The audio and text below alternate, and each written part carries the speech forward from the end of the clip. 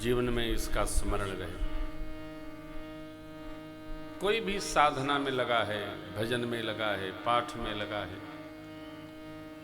किसी भी मिशन में व्यस्त है, उसकी यात्रा में विक्षेप नहीं बनना चाहिए। चलने दीजिए।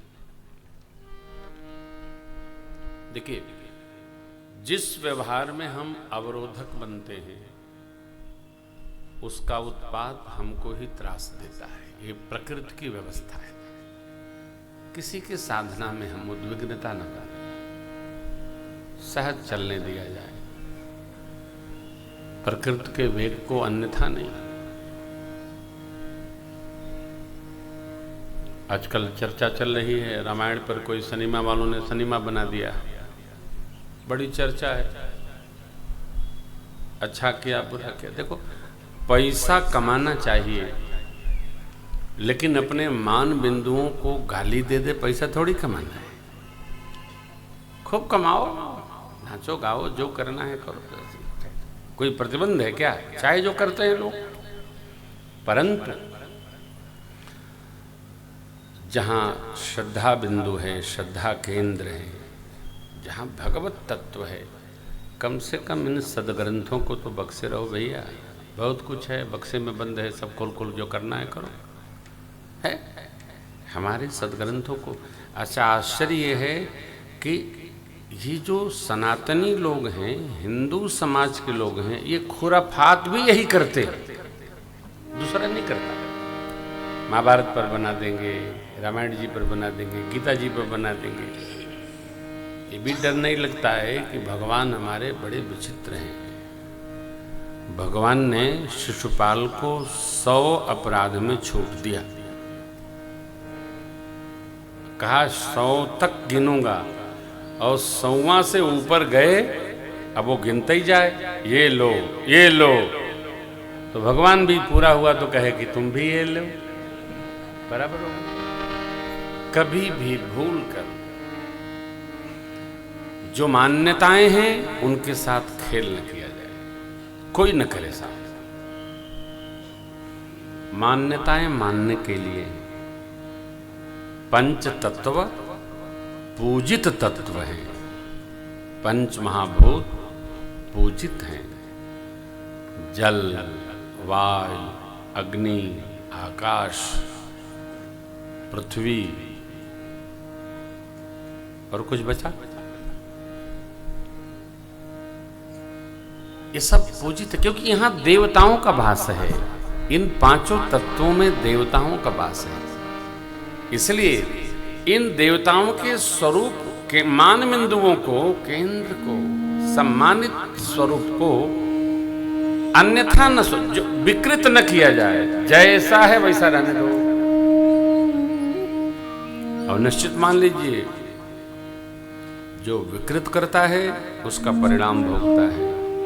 जैसे गाय हमारी माता है, गंगा हमारी माता है, भारत हमारी माता है, गीता जी हमारी माता है, गायत्री सावित्री हमारी माता है। तो इनमें मातृभाव रखना, मातृवत परधारेषु। हमारी एक सहज मान्यता है कि जिससे हमारा कोई संबंध नहीं, उसमें हम मातृभाव रखते हैं। स्त्री स्वरूप का भाव नहीं रखते, मातृभाव रखते हैं। और यह संकल्प दृढ़ता के साथ हमसे न हो जाए, इसका सदैव ध्यान रखना चाहिए।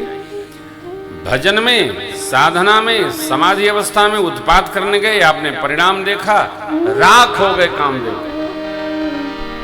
रति जी पहुंची, भगवान ने सीधा आशीष दिया। अब ते रति तव नाथ कर, हो यह नाम अनंग, बिनु बपु व्यापी सबहि पुनि, सुन निज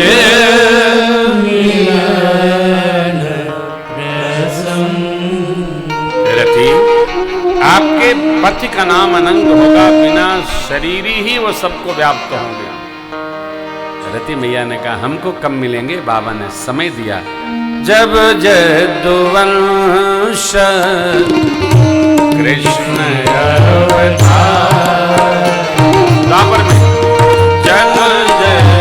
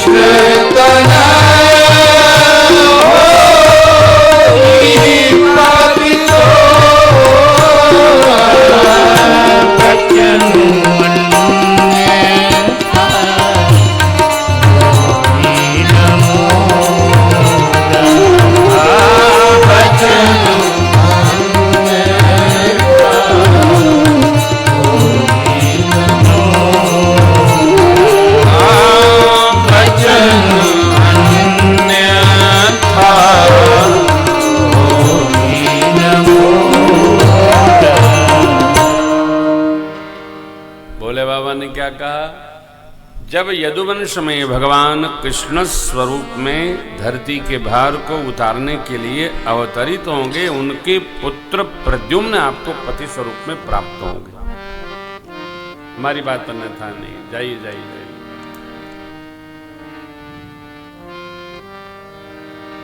पूरी सृष्टि बदी है, कैसे? मर्यादा, धर्म और संबंधों से। ठीक है,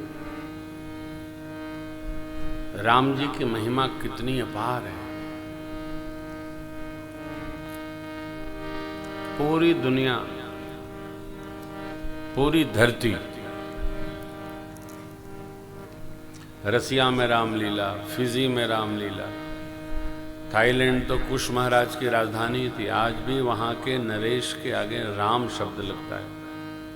वो अपने को पूर्वज मानते हैं।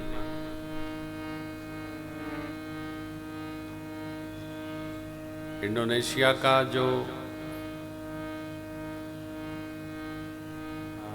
हवाई सिस्टम है ना, विमानपत्तन विभाग, उसका नाम है गरुड़ एयरवेज।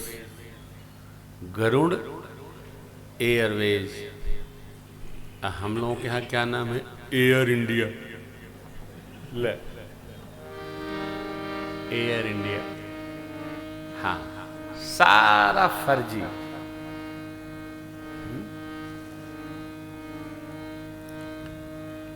क्योंकि यदि पुष्पक यान लिखा जाएगा तो फिर भारत सांप्रदायिक हो जाएगा। इसको बचाना है,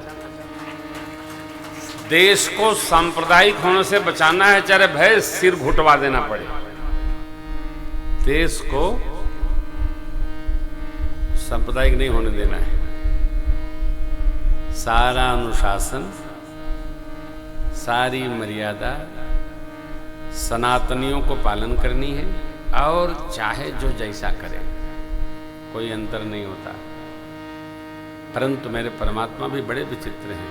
जब यदुवंश कृष्ण जब कृष्ण तनय हो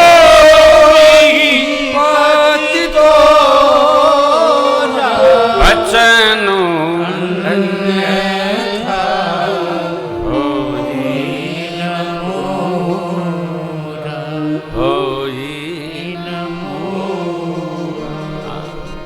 कह दिया, मेरी बात सर्वदा सत्य होगी।